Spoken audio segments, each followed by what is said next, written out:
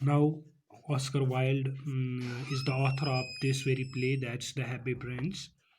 So, Oscar Wilde was born in Ireland but moved to London when he was 24. तो Ireland में पैदा हुआ Oscar Wilde, लेकिन London चला गया जब वो 24 साल का था। तो उसकी जो पहली कलेक्शन है पोइम्स की, ओके, वो आई 1881 में।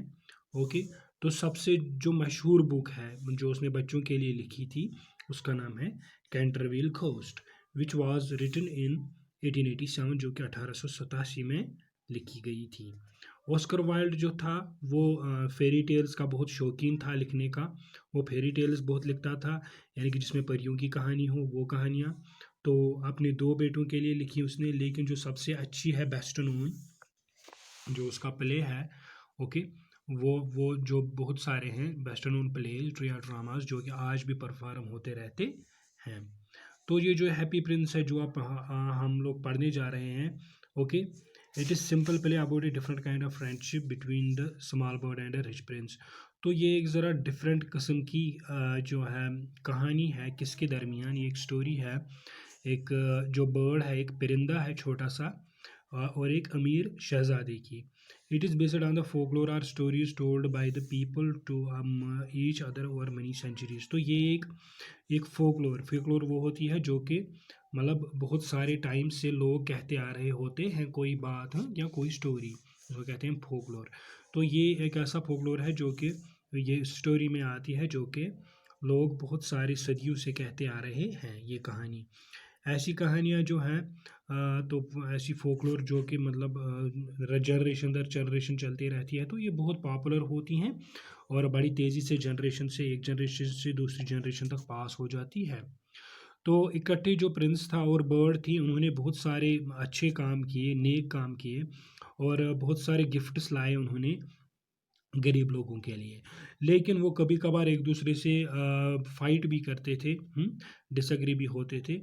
तो आपको बताना है, तो हमें भी अगर हम देखेंगे तो कभी कभार हमारे इवन बेस्ट फ्रेंड से कभी कभार किसी बात पर बनती नहीं है। ओके, हम कभी कभार अपने बेस्ट फ्रेंड को किसी बात पर डिसएग्री करते हैं। तो इसी तरह से जो ये हैप्पी प्रिंस था और ये स्मॉल बर्ड था, इनके दरमियान भी ऑब्वियसली कभी कभार किसी का बात पर मतलब इनकार होता था। अच्छा, चलिए, अब जो प्ले होता है इसमें क्या होता है, यहाँ पे पहले है narrator who tells the story, story बताता है, उसको बोलते हैं नरेटर। स्वेलो ये बर्ड है। हैप्पी प्रिंस, ओके, ये भी इसमें एक किरदार है, खुशहाल शहजादा। सिक चाइल्ड बीमार बच्चा। सिक चाइल्ड इज मदर, बीमार बच्चे की माँ। राइटर जो कि राइटर है, वो एक तो है बताने वाला, ओके, नरेट जो कर रहा है, दूसरा है राइटर जो लिखने वाला है, ओके। द मैच गर्ल है, मेयर कहते हैं जो कि मतलब म्यूनसिपल कमेटी का जो एक हेड होता है। सिटी काउंसिल, हाँ, शहर का काउंसिल, वहाँ पे बहुत सारे मिनिस्टर्स मतलब होते हैं। चलिए, नरेटर। अच्छा, अब नरेटर बोलता है जो कि मतलब स्टोरी बोलता है, स्टोरी कहता है। High above the city on a tall column, high above on the city on a top column stood the statue of the happy prince. He was gilded all over with thin leaves of fine gold. For eyes he had two sapphires, and a large red ruby glowed on his sword hilt.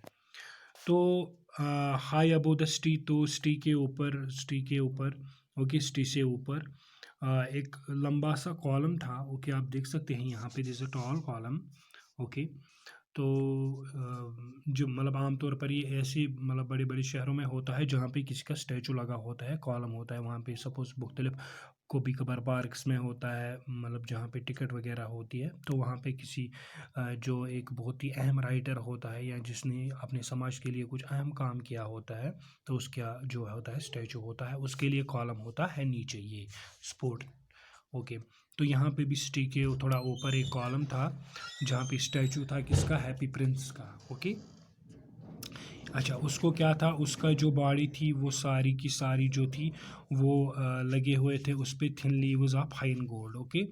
तो पत्ते थे लेकिन किसके बने हुए, सोने के। यानी कि जो ये हैप्पी प्रिंस था, खुशहाल शहजादा था, इसके पूरे बदन पे लगे हुए थे थिन लीव्स किसके, गोल्ड के, सोने के।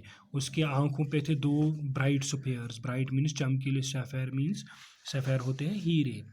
And a large blue glowed on his sword hilt. Hilt होता है, ये होता है इसका हिल्ट। हिल्ट मीन्स जो स्वॉर्ड होती है उसको हैंडल, जब तलवार पकड़ते हैं मीन्स जहाँ से पकड़ते हैं उसको कहते हैं हैंडल। उस पर एक रूबी था, उसमें भी एक लाल, उसमें भी एक जवाहर लगा हुआ था, वो कि जो कि चमक रहा था किस में, उस हैंडल में।